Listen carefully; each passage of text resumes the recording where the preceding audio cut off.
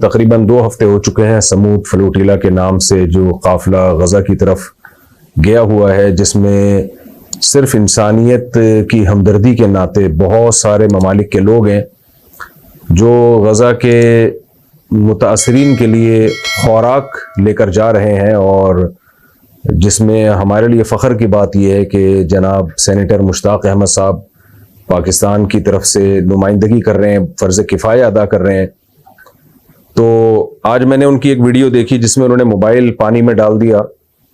بڑی ہمت ہے، ان کی ہمت کو سلام ہے، اور یہ میں ویڈیو اسی وجہ سے ریکارڈ کروا رہا ہوں ان کی یہ ویڈیو آنے کے بعد کہ ہماری دعائیں ہیں کہ اللہ تعالیٰ یہ جو قافلہ غزہ کے مظلومین کے لیے رواں دواں ہے، اللہ اس قافلے کو اپنے مقصد میں پورا فرمائے۔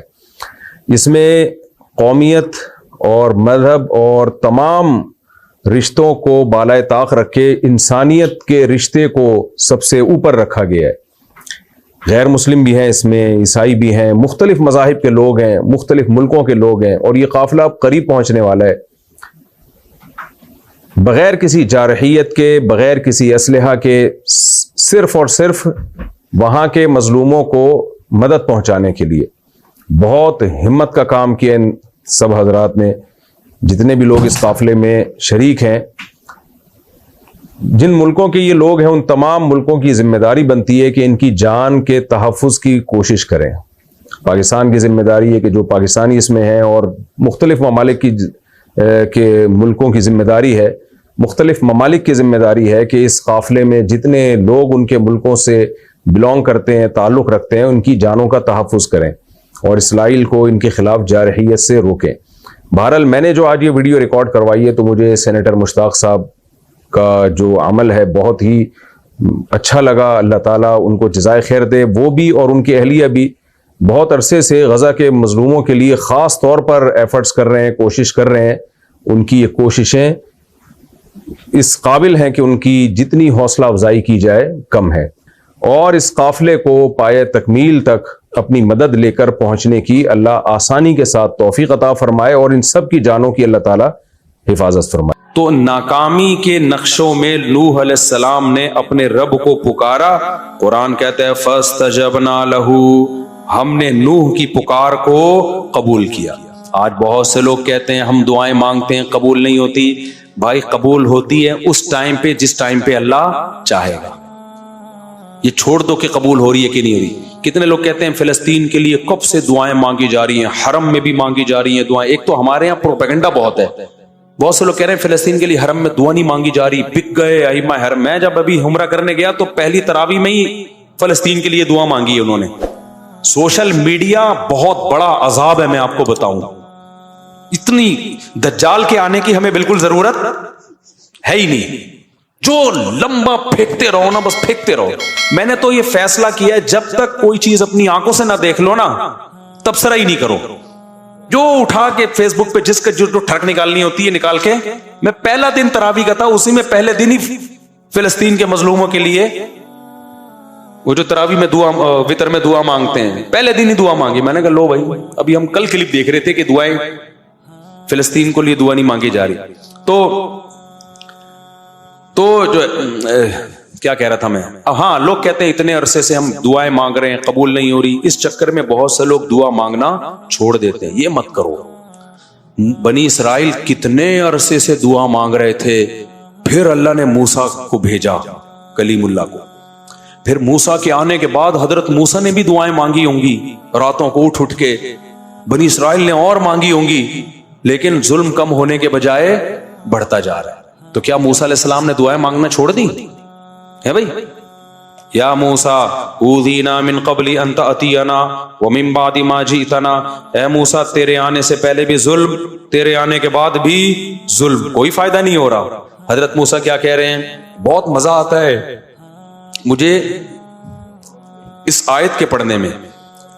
بنی اسرائیل نا بڑی قسم پرسی سے حضرت موسیٰ کے پاس آئے، یا موسیٰ اوذینا من قبل ان تأتینا، اے موسیٰ تیرے آنے سے پہلے بھی عذاب میں تھے، ومن بعد ما جئتنا، تو نجات دہندہ بن کے آیا ہے، لیکن تیرے آنے سے ہمیں کوئی فائدہ نہیں ہوا۔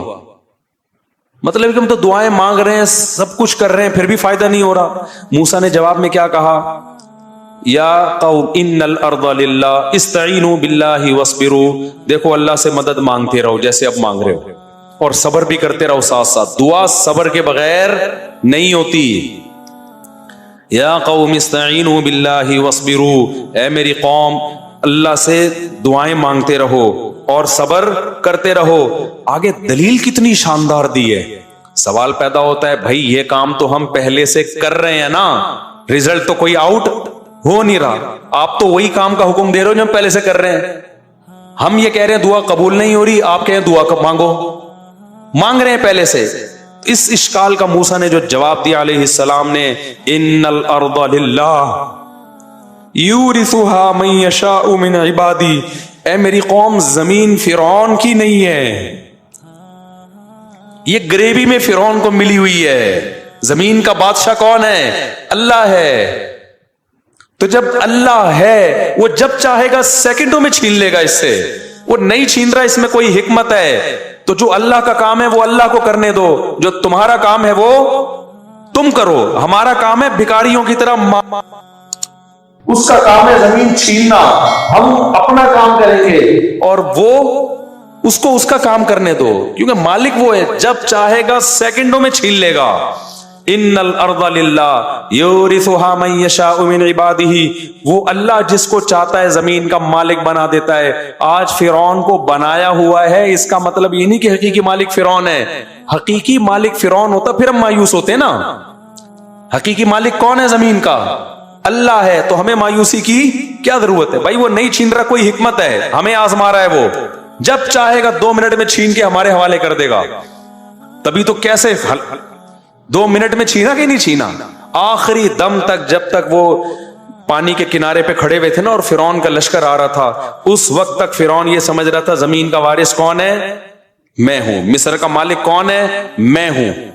پھر جب پانی میں راستے بنے, بنی اسرائیل پار ہو کے گزر گئے, اس وقت بھی فرعون بھی یہ سمجھ رہا تھا کہ مصر کا مالک کون ہے؟ بولو, میں ہوں. جیسے آج اسرائیل سمجھ رہا ہے کہ بیت فلسطین کا مالک کون ہے؟ اسرائیل ہے. فرعون تو اس سے بڑے پاورفل تھا, وہ بھی آخری اینڈ تک یہی سمجھتا رہا کہ زمین کا مالک کون ہے؟ میں ہوں. راستے بن گئے, اس وقت بھی فرعون سمجھ رہا تھا مصر کا مالک کون ہے؟ میں ہوں. بنی اسرائیل بھی یہ سمجھ رہے تھے, حضرت موسیٰ بھی یہ سمجھ رہے تھے کہ فی الحال زمین کا مالک کون ہے؟ فرعون. چند سیکنڈوں کے اندر کام ہوا ہے. جب فرعون نے پانی میں اپنے گھوڑوں کو دوڑانا شروع کیا انہی راستوں میں جو بنی اسرائیل کے لیے بنے تھے, اور جب آخری آدمی جب تک داخل نہیں ہوا نا اس پانی میں, اس وقت تک بھی بنی اسرائیل یہ سمجھ رہے تھے کہ مصر کا مالک کون ہے؟ فرعون. ان کو کیا خبر تھی کہ یہ ڈوبے گا یہاں پہ؟ اللہ نے موسیٰ کو صرف یہ بتایا تھا کہ سمندر پہ لاٹھی مارو راستے بنا دوں گا. اب تک یہ وحی نہیں آئی تھی کہ اس کو تباہ بھی کروں گا, جو ظاہر اس آیت سے جو پتا چل رہا ہے. تو اس وقت تک سب یہ سمجھ رہے تھے. این وقت پہ جب آخری شخص پانی کے اندر داخل ہوا ہے نا, اور اس امید پر کہ اب ہم وہاں سے نکل جائیں گے, اس وقت اللہ نے سمندر کے 2 پارٹوں کو ملا کے بتا دیا ان الارض للہ, زمین کا مالک کون ہے؟ اللہ ہے. یورثھا من یشاء من عبادہ, جس کو چاہتا ہے اپنے بندوں میں مالک بنا دیتا ہے. تو آج اسرائیل کا جو فلسطین پہ ظلم ہو رہا ہے, ان فلسطینیوں کے لیے دعا بھی کرو, مدد بھی کرو, جو کر سکتے ہو کرو, لیکن مایوس ہونے کی ضرورت نہیں ہے. دعائیں مت چھوڑو. تو کب سے دعائیں مانگ رہے ہیں, قبول نہیں ہو رہی. بھائی ہمارے لیے آزمائش ہے, اسلامی ملکوں کے لیے آزمائش ہے. ان کو تھوڑی چھوڑے گا اللہ, جو ہمارے حکمران جو کچھ کر رہے ہیں, ان کو بھی تو آزمائش میں ڈالا ہے نا اللہ نے کہ کیا کر رہے ہیں.